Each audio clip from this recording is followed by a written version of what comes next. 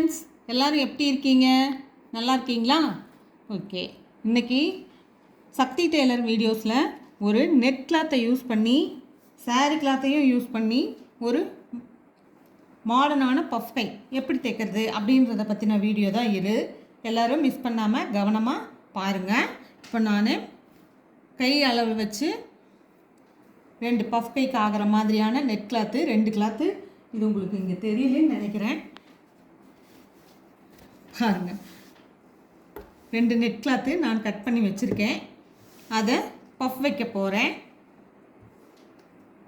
குட்டி குட்டியாக சின்ன சின்ன பஃப்பு, ரொம்பவும் ஜாஸ்தியும் இல்லை.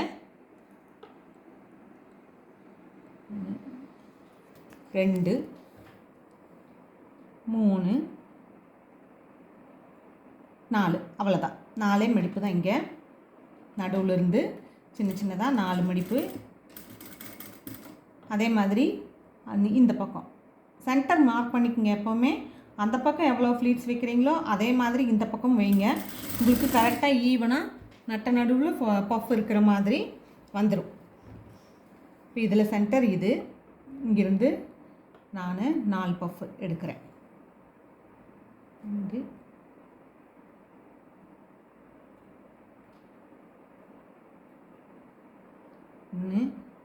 2 3 4.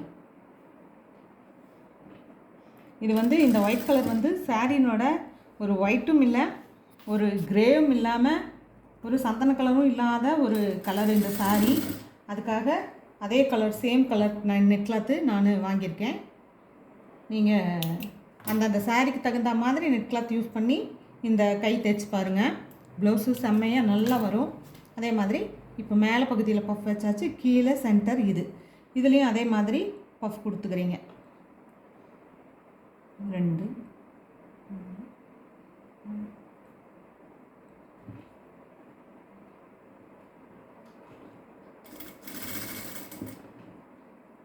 இப்படியே வரிசையில்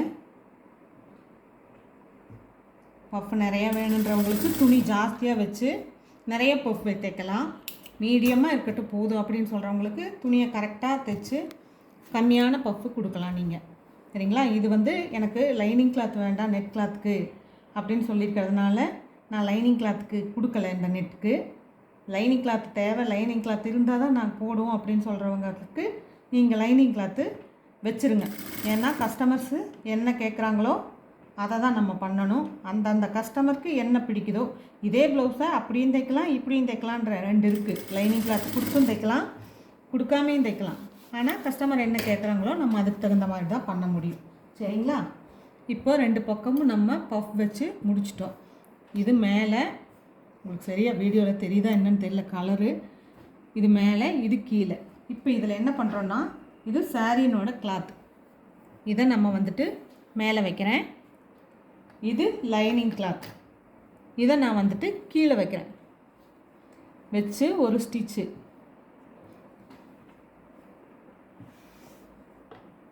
நம்ம ஸ்டைலே எப்போவுமே எந்த இடத்துலையும் பிசுறு வெளியில் தெரியாமல் ஸ்டிச் பண்ணுறது தான் நம்மளோட சக்தி வீடியோஸோட ஸ்டைலே. இப்போவும் அதே போல் தான் இதை தைக்க போகிறோம். பார்த்துக்குங்க. கீழே லைனிங் கிளாத், மேலே நெட் கிளாத், அதுக்கு மேலே சாரீ கிளாத், 3ஐயும் வச்சு ஒரு ஸ்டிச்.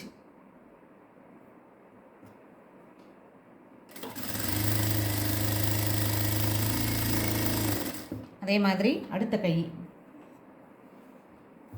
கீழே லைனிங் கிளாத், மேலே நெட் கிளாத், அதுக்கு மேலே ப்ளவுஸ் கிளாத். ஓகேங்களா? பாருங்கள்.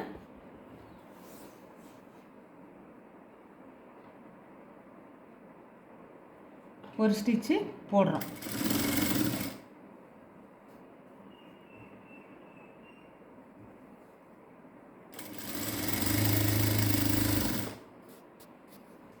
பஃப் ஸ்லீவ்லேயே நிறைய மாடல் இருக்குது. கிட்டத்தட்ட ஒரு 10 மாடல் பக்கமாக பஃப் ஸ்லீவே இருக்குது.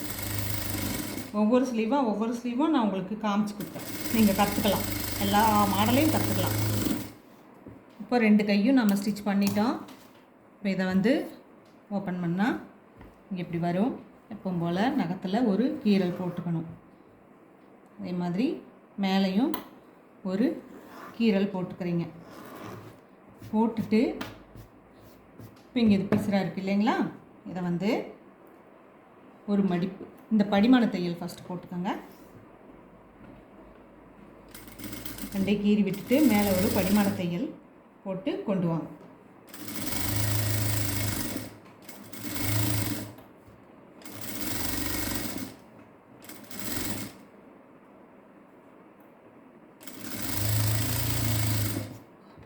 ரெண்டு கையிலையும் அந்த படிமான தையலை நீங்கள் போட்டுக்கோங்க.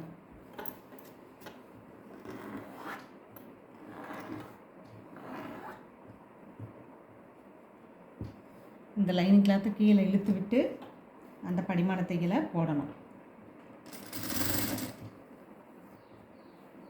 பாருங்கள்,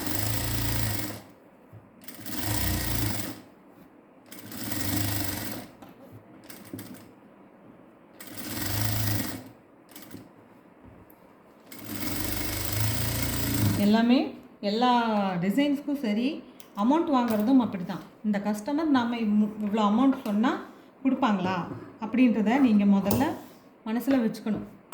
ஒரு சிலர் இப்போது இதை வந்துட்டு மடக்கி ஒரு தையல் போட போகிறோம். இங்கே பார்த்துக்கோங்க, இந்த மாதிரி போட்டு ஃபினிஷ் பண்ணுறோம் கையை.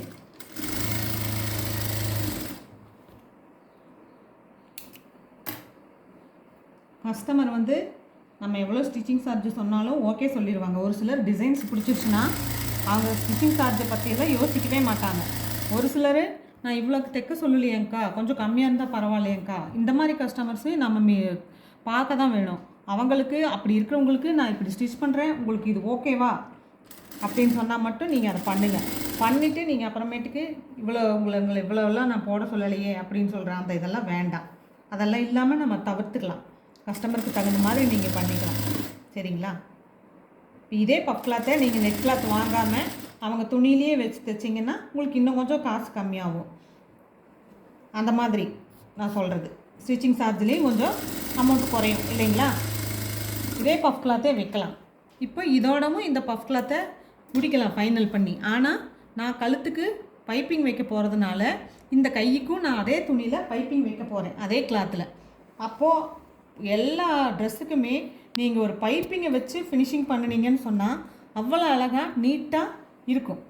இது வந்து இந்த கிரே கலர் அந்த சேரீயில் நிறைய இடங்கள்ல இருக்குது, ஒயிட் கலர் சேரீயில் இருக்குது. அதனால் இந்த கிரே கலரை நான் யூஸ் பண்ணுறேன். பாருங்கள், ஃபஸ்ட்டு லைன் பைப்பிங்க்கு 1 இன்ச்சு வெட்டி ஓரத்தில் மடக்கி அடித்து நான் ரெடி பண்ணி வச்சுருக்கிற துணி. அடுத்தது இதை கீழே வைக்கிறீங்க, அடுத்தது இதை மேலே வைக்கிறீங்க. இங்கே கொஞ்சமாக துணி இருக்கிற அளவுக்கு விட்டு தான் ஜாயின் பண்ணுறீங்க. சரிங்களா? எட்ஜில் ஜாயின் பண்ணாதீங்க, தைக்கும்போது இழுத்துட்டு வெளியில் வந்துடும். அதனால் இந்த ஓரத்துலேயே தையல் கொண்டு வரணும். நீங்கள் கேமராவை கிட்ட கொண்டு வாங்க. இப்போ பாருங்கள், இந்த ஓரத்துலேயே தையல் கொண்டு வந்திருக்கேன் இல்லையா? இப்போ பாருங்கள், தெரியுதா? நான் இங்கே இந்த இதுலேயே தையல் கொண்டு வாங்க. உள்ளே தள்ளி போயிட்டீங்கன்னா கையினோட அளவுகள் வந்து மாறுபட்டுரும். அதுக்காக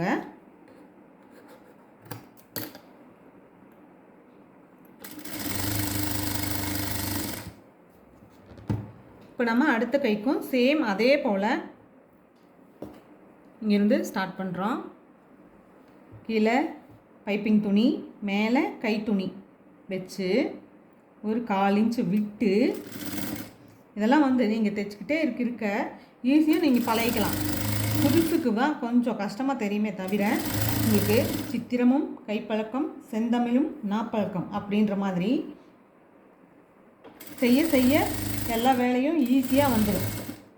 இதுக்காக இவ்வளோ பயந்துட்டு இருந்தோம் அப்படின்ற மாதிரி நீங்களே கொஞ்ச நாள் கழித்து கண்டிப்பாக யோசிப்பீங்க. நான் அதுக்கான சின்ன சின்ன டிப்ஸ் எல்லாம் நான் கொடுத்துட்டு தான் இருக்கேன். டெய்லரிங் இதில் உங்களுக்கு தேவையான சின்ன சின்ன டிப்ஸையெல்லாம் நான் கொடுத்துட்டு தான் இருக்கேன். இந்த எக்ஸ்ட்ரா இருக்கிறத நான் கட் பண்ணுறேன். இப்போ வந்து இதை வச்சு ஜாயின் பண்ணியிருக்கோம் இல்லைங்களா? இதை நம்ம ஒரு பைப்பிங் பண்ணுறோம். பைப்பிங் துணியும் நகத்தில் நல்லா கீறி விட்டுக்கோங்க. கீறி விட்டுட்டு லைட்டாக கொடுத்து இப்போ பாருங்கள், அப்படியே